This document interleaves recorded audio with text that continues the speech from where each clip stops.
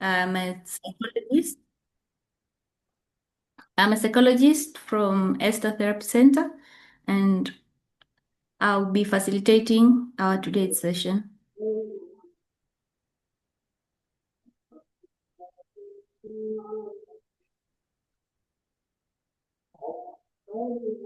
Okay, so I'm waiting for you, moderator, to tell me, should I continue on the session or I'll wait for everybody else to?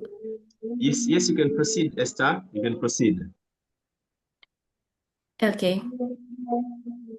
Today's session will speak about dyslexia and the silent struggles against it. Or we may say we will speak on the effect of dyslexia on mental health. We all know dyslexia is the struggle that a lot of people experience in reading, but there is more struggles that these people that are struggling with reading issues experiences. And today we are going to look on that. We will not focus more on what dyslexia is, because I'm sure we have already have some previous classes on that. So we will go directly. Next slide, my dear. Yeah. So like I said, uh, dyslexia is not a simple just reading difficult, but it also affects psychological issues. It affects self-esteem of a child. It also affects. Can we go next?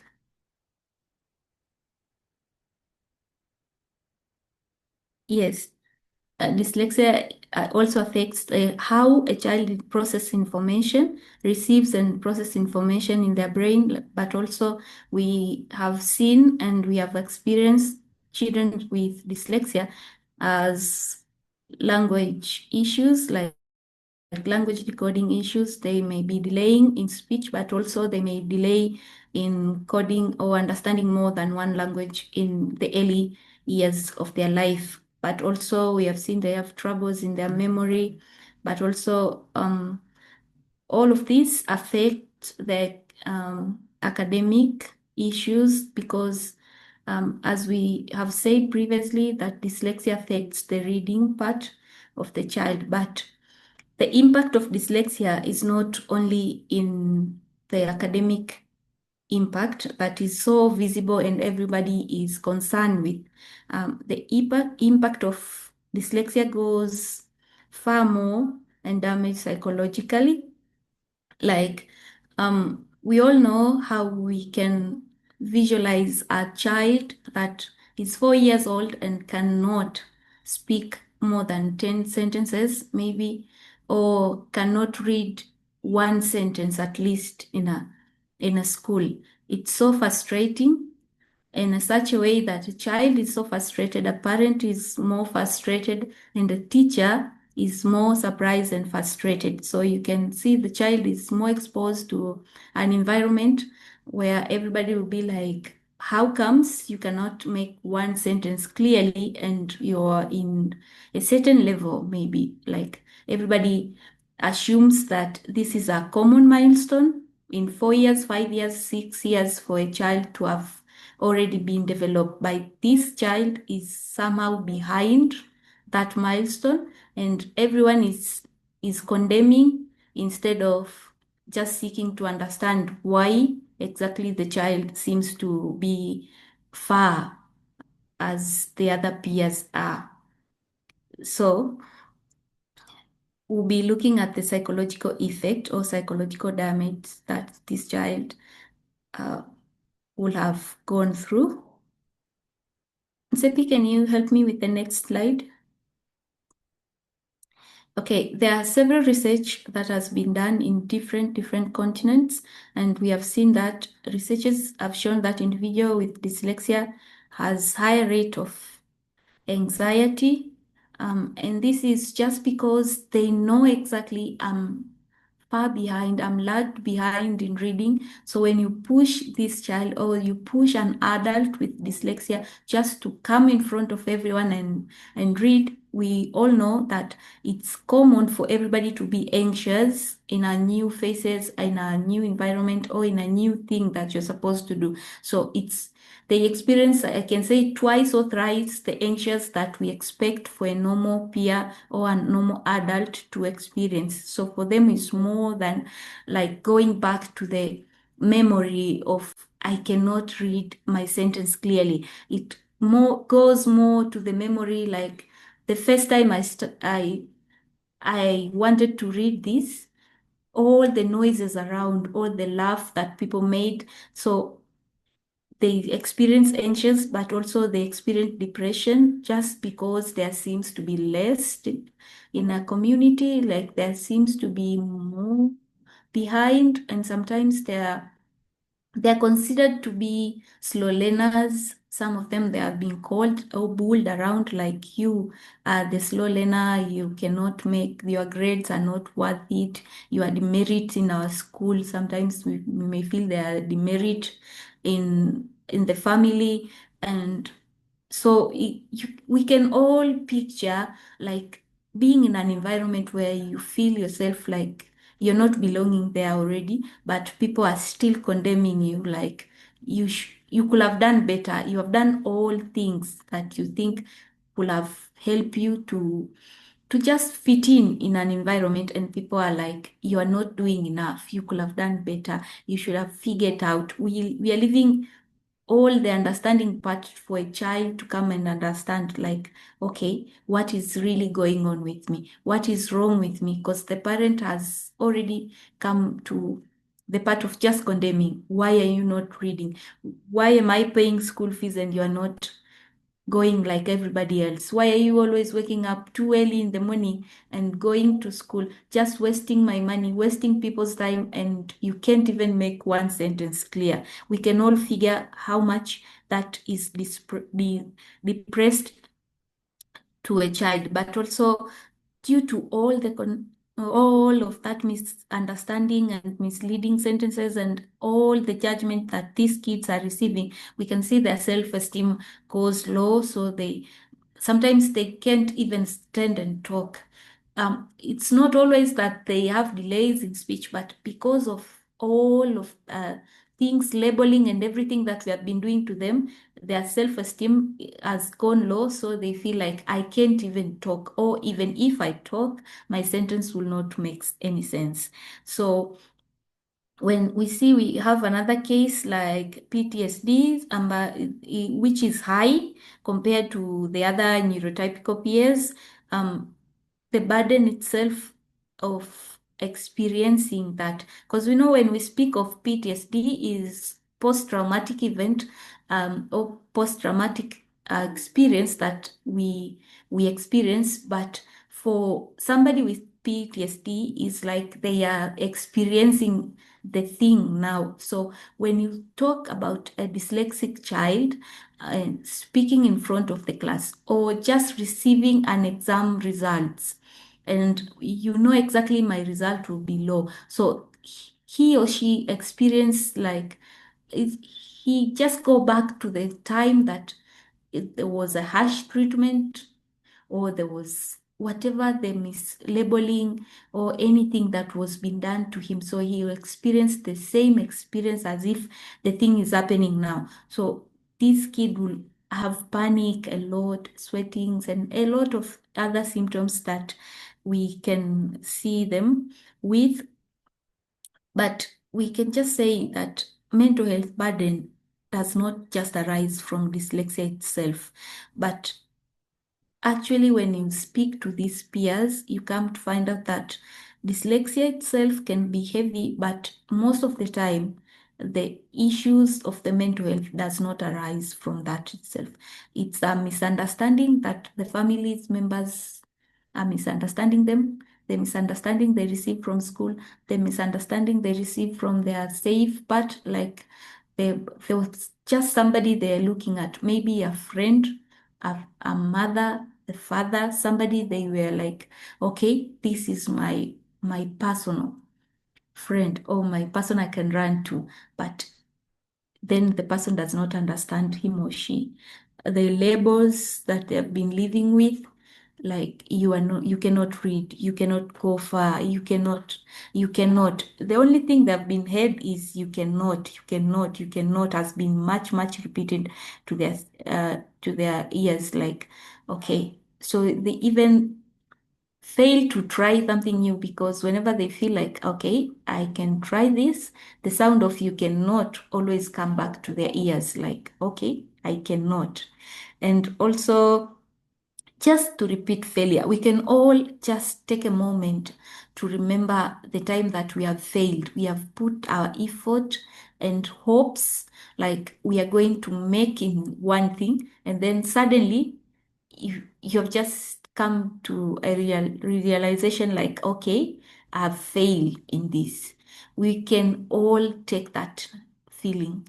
We can all imagine the feeling of a failure. Now, imagine you have been failing repeatedly.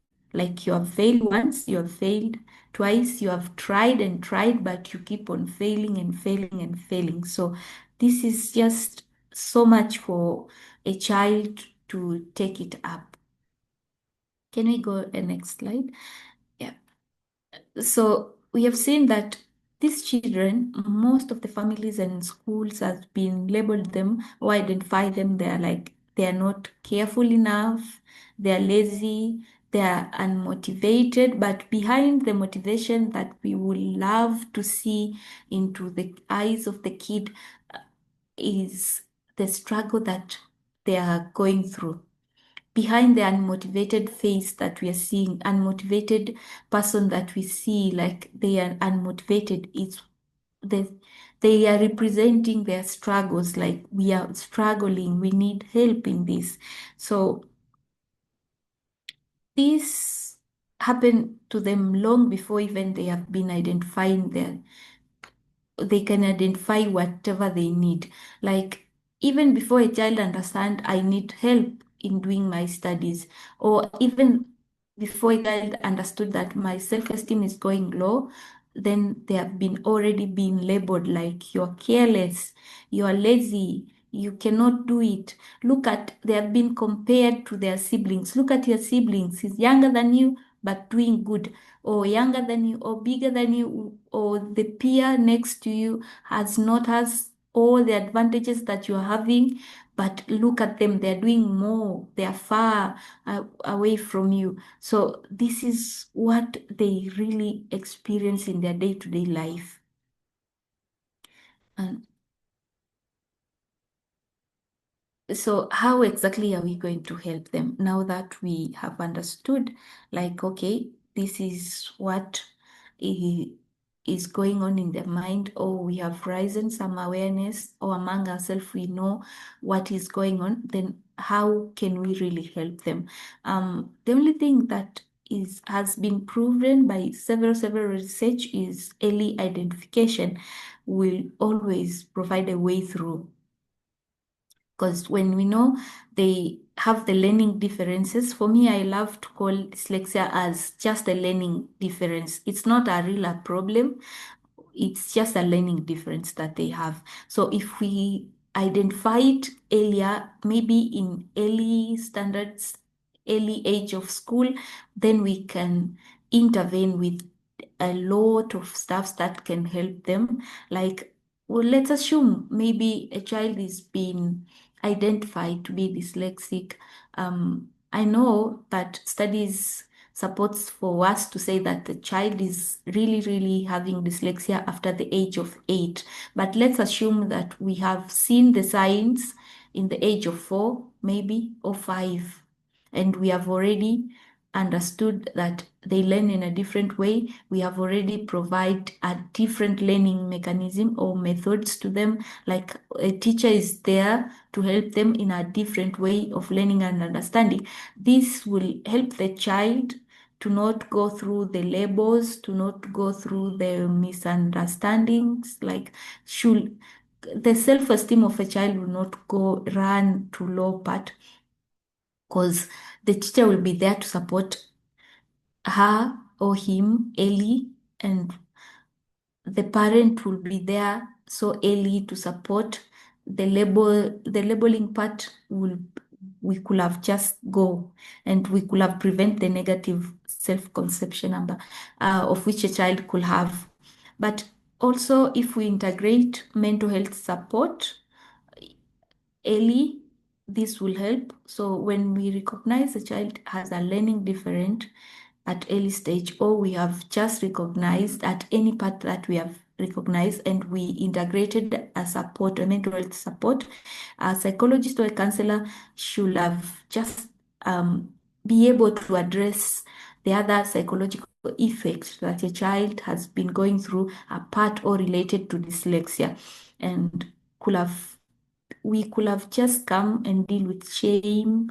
We could have developed strategies to help them, like how can they really read on time, or what can really happen, what exactly we can help them with. But they can just feel supported, and the parent could have come to understand that this is a learning difference and how exactly a parent could support the child, and we could have learned it earlier. But also we can consider inclusive accommodation and assistive technologies.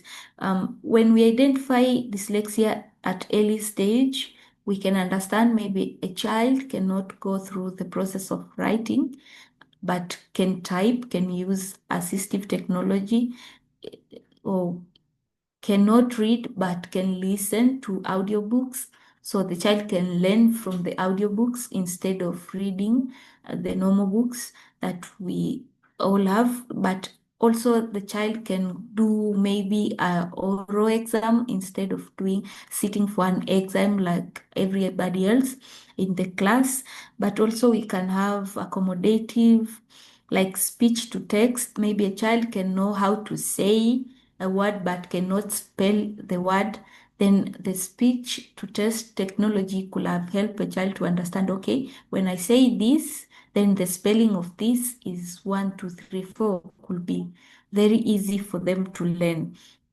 So we can see we can integrate accommodative and assistive technologies on time so that we can help these kids, but also we can just change our mindset.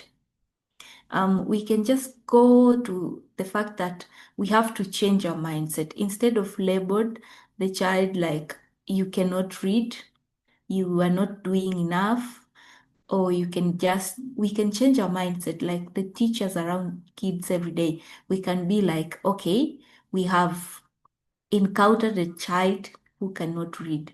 But when we look at our table, or when we remember, we say like, okay, this child at this age could have at least accomplished a certain milestone. Now, instead of being surprised, making fun of it on, or maybe label the kid, we can just go far and say like, okay, how can I help the kid?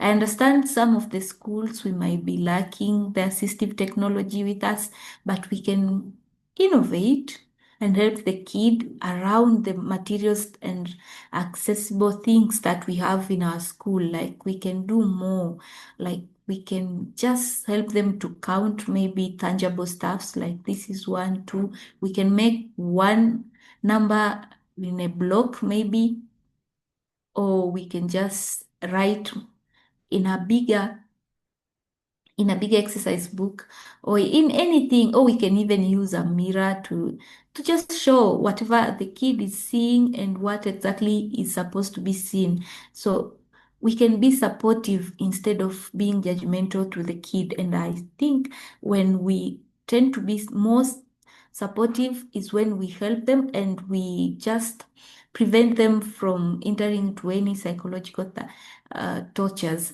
Because one problem that I can say that we see most is that when a kid encounters a psychological thing, it grows with the kid. It goes with him. When I'm having, let's say it's me, when I'm having a low self-esteem, it goes with me from childhood to adulthood and even to an elderly years. I can still not manage to have just my self-esteem just because I was being judged because I couldn't write a small b, or I was just interchanging b and D or P and B in my writings. A simple thing like that could make me go and just affect the decisions that I make my entire life, just because somebody mentioned that when I was in class one or class two, that you're dumb. You are far more behind us. You can never be like somebody else. And so doing this, I can see we can help these kids, and we can just spread more awareness. I guess will be another solution, because most of us, I think we just go there and judge and label because we are not aware of exactly dyslexia is. So we can be an ambassador to everyone, like there is this, and we can just intervene 1, 2, 3, 4 to help the kid or support the kid. And thank you. I'll return the mic to Nsape. Okay, thank you so much, Esther. That was a very powerful and informative presentation. We are so glad to have you here today with us. And without wasting any more time, we have something around 30 to 33 minutes for questions, answers, and discussions. So I can quickly go through the chat and I can see that there's no there's not even a single message posted there.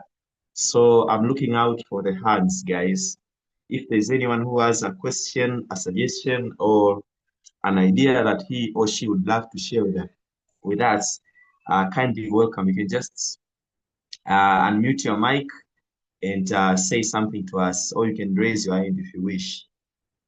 Uh, okay, so I can see Dr. Vincent. Welcome, Dr. Vincent. You can unmute yourself and put up a contribution.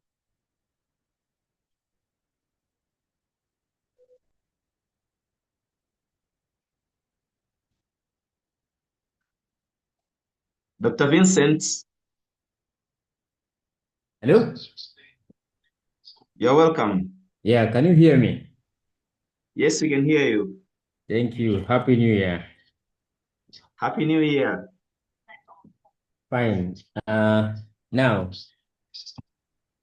I wanted just to say the presentation has been good, and Esther has done it well.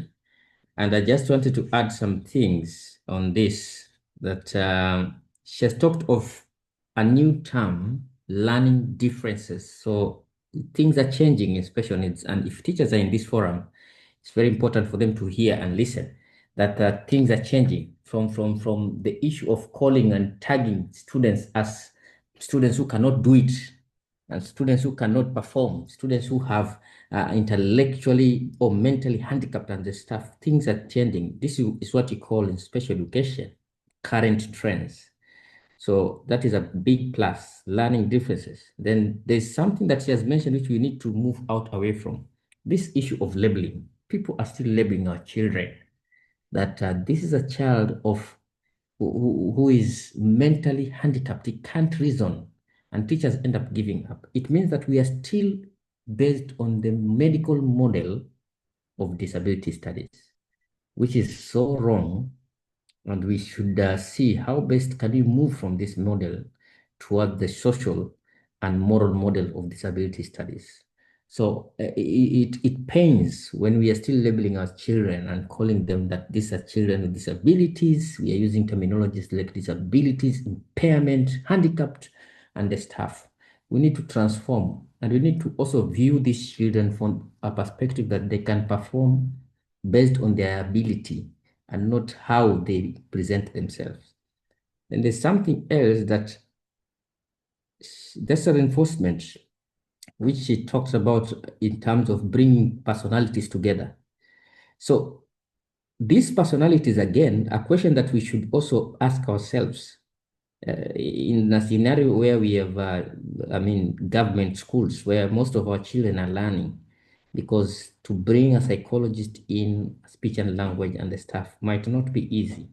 But how best can we open our hearts and see how best can we invent on trying to mold and shape our children? That is where now we come to innovativeness and invention. These children learn well by seeing. When a child sees something, you are teaching maths. If they are teachers or a parent, you are teaching your child homework, and it is maths. Maths, they are learning about calculating what? The area of a square. Present that table, if it is a table. This is a table which looks like a square. Children learn by seeing. They will remember. It will stick. It will be cognate. It will start being stored in the short-term memory. And if you do a lot of rehearsal, this information will be retrieved when it is needed during examination. So let us try and provide a lot of visual aids. Let them touch whatever they're learning, kinesthetic. Let them hear auditory. Play for them videos of calculation. YouTube has everything. Play for them the YouTubes. Today you learned about what? Science, reproduction, or science, fertilization of plants. So, oh, you learned about math, Pythagoras theories. You learned about science, or chemistry, acid and bases, how do you mix? So this is a YouTube one, acid and bases. There's a YouTube for kids. There's a YouTube site for kids. Download it as a parent. Let your child start knowing how to use the YouTube for kids. It has so many resources that we can use for our children. So let the child see, let the child touch, let the child listen to audios. Okay, let the child learn with all modalities. If you're at home as a parent, you can also do this. We normally say learning is a vice versa. It's a connection. From what they learn from school, it must be connected from what is at home. You as a parent, play your role also. It is very important to play your role as a parent. Use visuals. Sometimes our children cannot express themselves. I want to go to I want to shop. I want to go for shopping. Use visual schedules, or rather we call them in special needs PECs, picture exchange communication systems. That if you're going for shopping, there's a picture for shopping. If you're going for birthday, there's a picture for birthday. Sometimes they can't pronounce these terminologies. They can't say them.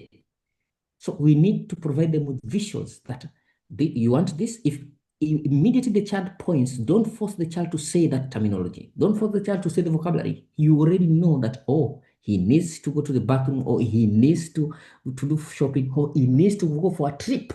Because sometimes we might act with assumption. It is very bad to act with assumption when you're dealing with a child who has a special need case, because you're going to totally destroy the developmental milestone of this child. So the points that she has mentioned about bringing those personalities in place is very key. We call it interdisciplinary model. So that those personalities come together, they work towards a specific child. I remember when I was in a developed country somewhere, we used to meet every week interdisciplinarily. 27 specialists come together because of one child. But what happens in developing countries, that is a continent of Africa, we normally use a model we call multidisciplinary model, where I am either a doctor, somebody else is a nurse, somebody else is a speech and language, there's a SEN teacher, there's a psychologist, there's a physiotherapist, there's an occupational therapist, there's a speech and language, and so forth. All of us, we are working towards the child, but we are working differently. So you see, there's a difference. So if we all bring our heads together to support this child, we are going to see light at the end of the tunnel. That is what we call inter. We all come together. But if we use multidisciplinary effort, which is used mostly in developing countries, where occupational therapy develops his own plan, speech and language develop his own plan, physiotherapists develop their own plan, SEN teacher develop an IP.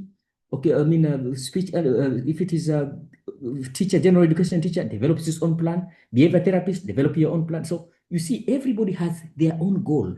But if you come together in a school, we say general education teacher, come here, nurse, come here, counselor, come here. There's a child called Tom. Tom has been identified or is suspected of having some delayed milestone, which is going to transform him to be a learning difficulty child, or a child who has learning differences. So those are the things that we should look at from 2026 going forward. It's a new year. From 2026 going forward, we should just start changing our mentality of reasoning towards supporting children with special needs. Thank you so much. From them.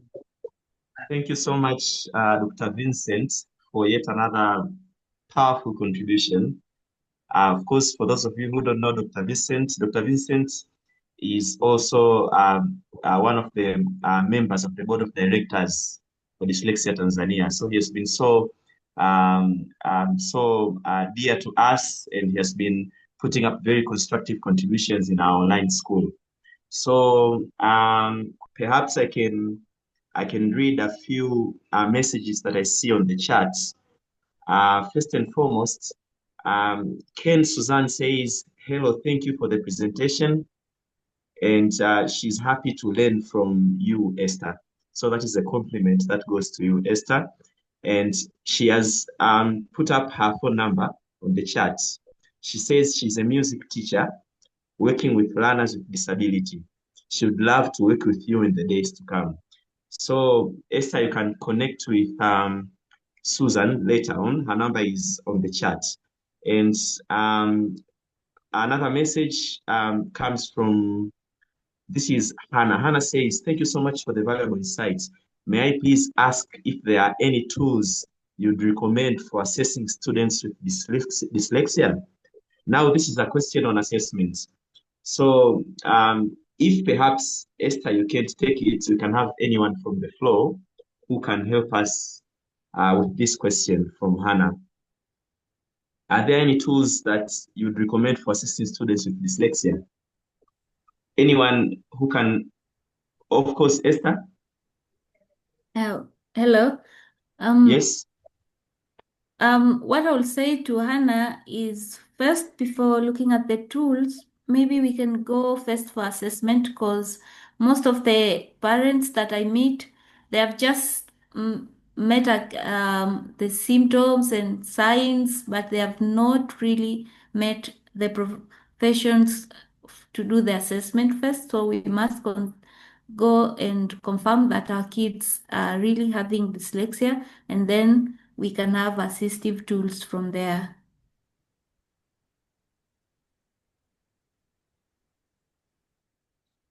Okay. Thank you. Thank you so much, Esther. I think you've partly answered the question. Just to add on. Yes, Dr. Vincent. Yeah, yes. Just to add on what Esther has just mentioned, assessments, again, it goes with a process. You must have a process, because you can't just start assessing a child. There must be a process that if a child is placed in a school, let's take a case study that a child has been suspected and this child is in a school. What is the procedure for us to say that this child needs an assessment? What have we done as a school to know that this child needs an assessment? So the first thing that we start with is from the school level. What formal and informal tests that have been done for this child to give us a picture that, oh, we are suspecting there is a difference in reasoning and a difference in this child's age. Meaning, this is what I mean. There are two things that we need to look at: the mental age and the chronological age of a child when we give them this test. So when I talk of formal and informal, you can have your own made test, teacher-made test. This is a standard test for grade 2. So I'm going to test this child with the same test which the others are going to do.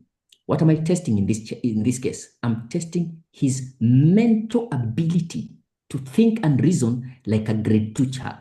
So if this child will not be able to think and reason like a grade 2, meaning I've given this child a test, but in this test, this child is scoring a negative. If a negative mark could be, he could score a negative or she could score a negative. What does that call for as a teacher? It means that this child's chronological age is inversely proportional to the mental age.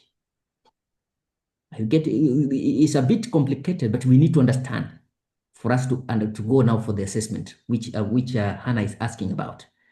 So we need to understand this concept before we even reach to the place where we are saying we are taking this child for assessment. Having identified that there is a difference between MA and CA, mental age, chronological age, now you go within the school level. We have done what you call the formal, and we have done the formal and informal test. Maybe the formal test is the standard test. Informal test, you can just meet the child and talk to the child. How are you? How are your parents at home? How do you spend your holiday? You look at how the child will present. Will this child decode whatever I'm telling him to give me the right response on what I'm asking about? Or you're asking, how is at home? How are you doing at home? And the child is telling you, during Christmas, we ate kuku and chapati. You see, there's a difference. You as a person will start reasoning and say, I've asked this child this way, and this child is responding this way. There's a problem. There's no connection. So it means that there's something with cognition.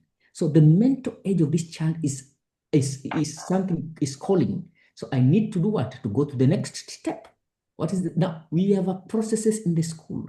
Now, when you reach a place where now you're doing the internal assessments now, where we have the NGRTs, the new grade reading tests and new grade spelling tests, where now we are testing the standard age scores of this child now. We want to detect now, before now we take the child outside for an education psychologist now, who will now use different tools now to assess the child. So we can have tools that are going to be maybe test for dyslexia. We can have tools such as maybe test of reading word efficiencies. We can have tools such as Widcock Johnson 4. Those are the tools now, which now are going to be used by an expert who is termed as an education psychologist, because this child is placed in an education system, in a mainstream. So we need an impact of an education psychologist to do these tests, evaluate them, give us the score, and give us a scale where we are going to do what? To be referring to in order for us to interpret what has come from the report. It's a process. It's a process. Assessment is a process, guys. And normally, it's normally said that in schools, they don't assess to diagnose, but they do the assessment to just find out further. We are suspecting, we are not sure, but suspecting that there might be a learning lag or a learning gap or a learning difference that we want to prove with the education psychologist outside the school. Now you involve the parent in a meeting. The parent comes, you discuss in a meeting that we have found this, we have done this test, these are the scores, these are the learners who are in the same class, these are their scores. Your child is at age 10, but look at the score. The score is 1 out of 100. Your child is at this age, but look at the score. The score is 2 out of 100. So we are suspecting that there might be something that we are not seeing as teachers. So that is why you have called in this meeting, so that we can refer this child for an external agency whom we are terming as education psychologist. Now, the education psychologist will take 2 weeks, do the test with the child, do all the tests that is required, triangulate her or his data, then send the report to the school. When you receive the report, you read for interpretation to the team. Now you start developing what you call intervention plans. IEP come in. If a speech has been mentioned in the report, we need an occupational therapist to boost his ability to cognite, his ability of visual perception skills, auditory perception skills, and so forth. So you come up with a team who is going to work with that child. Thank you. Thank you, Dr. Vincent, once again. And I hope that somehow answers Hannah's questions, because they were burning questions. And now I can see Hannah is also asking if she will be able to access the presentation slides. Yes, Hannah, you can access the presentation slides. I hope you are in our support group. And if you are not in our support group, Cowdens has shared the link that can allow you to join our support group. So we always share our presentation slides and even the YouTube link to the video in that group. So you're welcome. Cowdens, I've reshared Susan's number down there, and Grace is asking, thank you. Grace is saying, thank you, Esther. What assistive technology tools do you recommend? So Grace is asking for a recommendation in terms of assistive technology tools. Can you perhaps take it?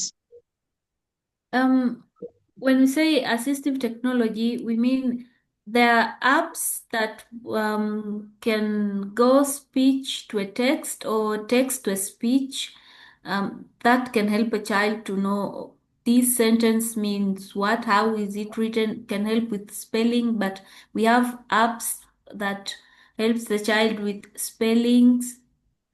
And I can say maybe we can share in the supportive group the apps, exactly the names of the app after the session. Yes, that is possible, Esther. I think we can reach out to Hannah, to Grace that way, because Grace is the one who is asking for the tools. We have them, very specific ones, which can help in terms of all that has been said, and you can always share them in our group. So there's a question also from Crispin. Crispin is asking, how does the school system and parental involvement affect the cognitive, emotional, and academic development of a child with dyslexia?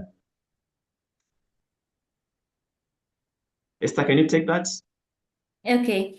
The school system and parental involvement can affect both positively and both in a negative way. So when the parent or the school is there for a child, like is there to help and support the child, looking out for a child, like to go far, to not just identifying the child problem and leaving it there, but is there to support, like what Dr. Vincent was mentioning. We have all read, so I don't have to go back to what Doctor has already mentioned because he has done it marvelously, and I don't want to do it in other ways. But also, a parent can come into that. When a parent is involved, a parent is like a milestone to help the kid, because when the child is at a little age, is looking up to a parent as a hero, I can say. So whatever a parent will present and how a parent will judge or says to a child will directly affect the child psychologically or emotionally, and this goes to affect their cognitive and their developmental part. So when a parent understands and give a clear support to a child, then a child goes beyond what everybody could have imagined. Thank you, Esther. Thank you for elaborating further on that.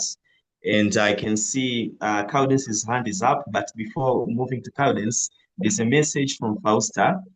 Fausta says, thank you so much, Dr. Vincent, for elaborating about assessment procedures. And of course, thank you, Esther, for the good presentation.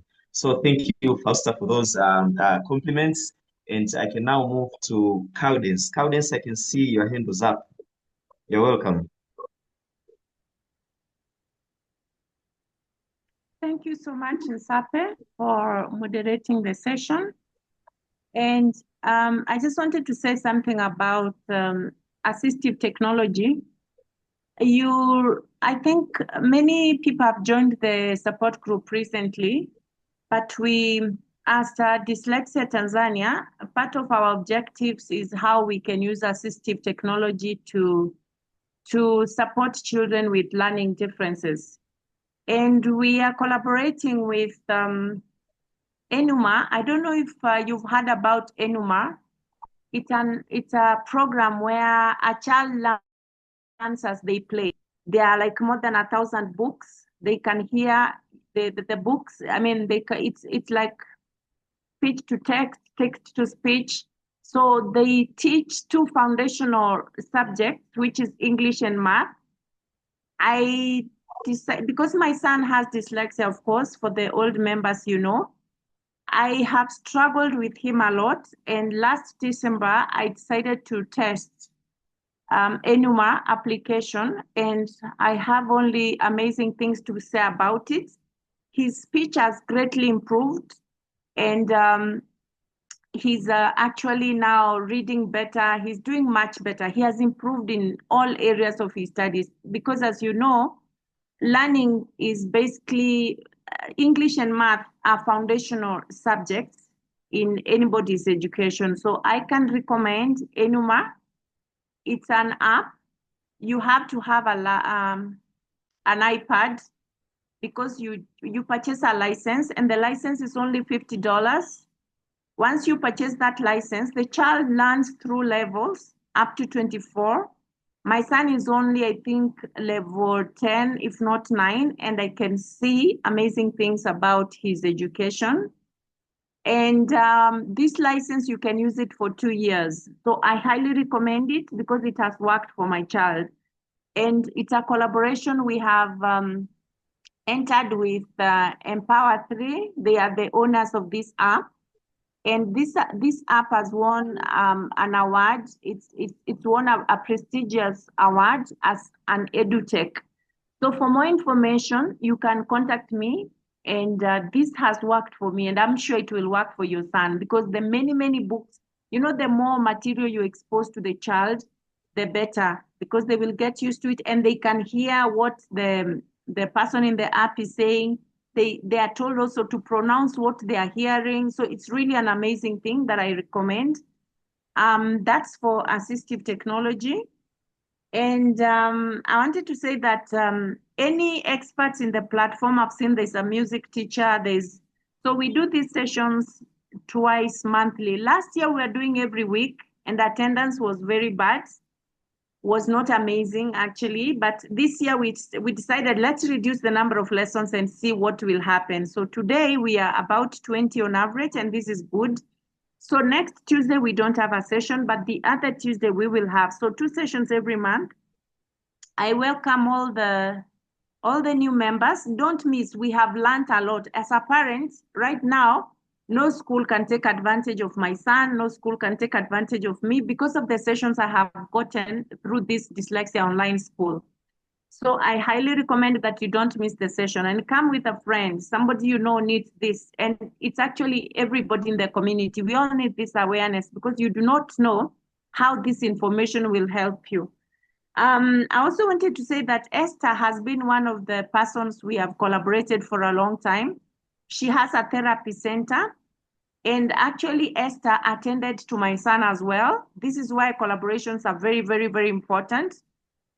My son wanted to quit school because of the low self-esteem. And I engaged Esther as a child psychologist. She did quite a number of sessions with my son, and now my son actually improved because the school where he was, it wasn't the right school because they kept saying he can't.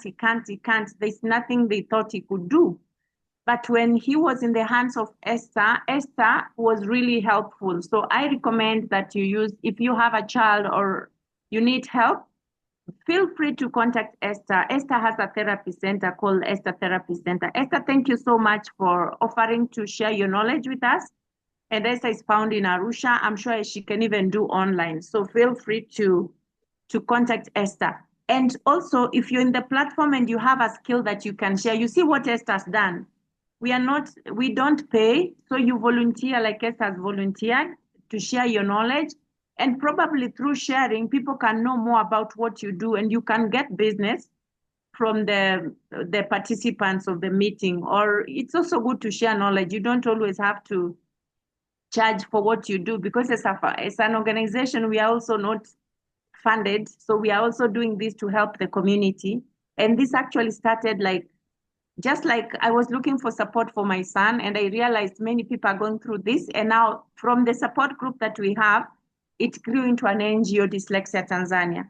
So we can continue working together. And if you're in Arusha and you're struggling to get a school, through my experience, we have gone through many schools, and we now have at least a number of schools that we can recommend. And today I was in the education officer's office because we work together closely with education officers in Arusha. Of course, we work with the government, but today I was privileged to be in the education officer's office and learned that they approved the schools, a few schools which are friendly to children with dyslexia. So if you need help, please feel free to contact Dyslexia Tanzania for any support that you might need. I have a question to all of us this evening. I met a teacher this evening, actually, before the session, who believes that children with dyslexia, they should be put in Patandi. I don't know if we have anybody in the platform from Patandi. For those in Tanzania, Patandi is the model school for inclusive education. They support different learners, children with different abilities. So dyslexic students, should they entirely be put in Patandi, or they can be accommodated in the mainstream schools? That's a question to all of us. Whoever is able to answer that question, you're welcome. And something I wanted to say about Enuma School, that app, the organization that sells the app, it requires 20 licenses to be bought at a go. But because Dyslexia Tanzania, we are collaborating with them, they're allowing us to help parents who want to buy individual licenses. And you pay the same amount. You're not paying extra by buying through Dyslexia Tanzania. It's the same $50. Even if you go to their office, you can get that if you're buying 20 licenses. The advantage they've given us is that we are allowed to buy even one license for one child. So that's that. But I need someone to help me answer that question. Should dyslexic students all be put in Patandi, or they can be in mainstream schools? Welcome.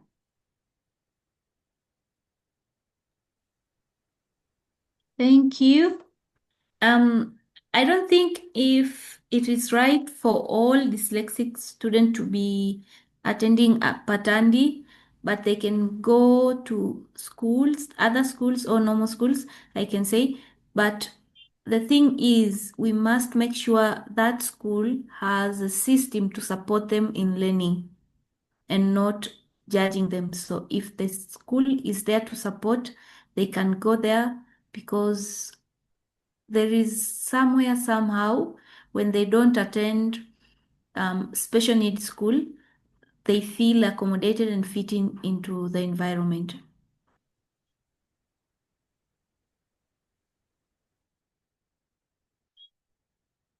Okay, Esther. I think I also do second your opinion.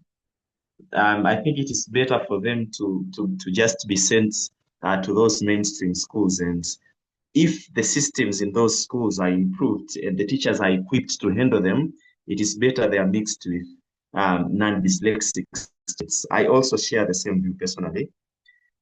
So of course we have a minute to finish our session, but there was one last question from the chat from someone named Samson. Samson was saying, thank you so much for the presentation and insights. I'm new in this group. My question is, at what level do you end up knowing that dyslexia is dyslexia? At what level do you end up knowing that dyslexia is dyslexia? Perhaps someone can take this, someone from the group, from the meeting. Cowdens, can you use a minute to take that? Just a minute to explain that. I think Dr. Vincent answered it very well. Sometimes it's not about, and I think I went through this. When I discovered dyslexia, the person who told me about dyslexia advised me not to bother too much about assessment and confirming that this is dyslexia. Because after you know that, then what? You know? So she advised me more to look for support systems, and that's how actually I formed dyslexia support group, so that I can learn how to support my son. But also, Esther mentioned something, because children learn at different, children achieve their milestones at different ages. It is recommended that below the age of 8, you're not allowed to, I mean, it's recommended that you don't do a test to say my child is dyslexic, I've done this at the age of 5, because it's a reading. It's to do with reading, and you don't expect a child who is 5 to be so fluent. I know there are some who can get it earlier. So if you do it much earlier than 8 years, you're likely to misdiagnose, especially for children who are achieving their milestones at a slower rate. Not to say that they're dyslexic, they're just taking their time. I mean, this world, we have different capabilities. There are people, even children don't get their teeth at the same time. You know, children don't crawl exactly at the same time. So you're advised to do the assessment or screening at the age of 8 at least. But we highly, highly recommend that you look at the strengths and you look at how you can support the child rather than having the diagnosis, So that's what I would say. But yeah, so age of 8 recommended, but so that you don't misdiagnose. Yeah. Thank you, Cowdens. Just to add something else. Technology, we are working also with Wilson Institute. This is a very much advanced institute in America. And we had a facilitator from America in 2024 who came to do workshops for teachers.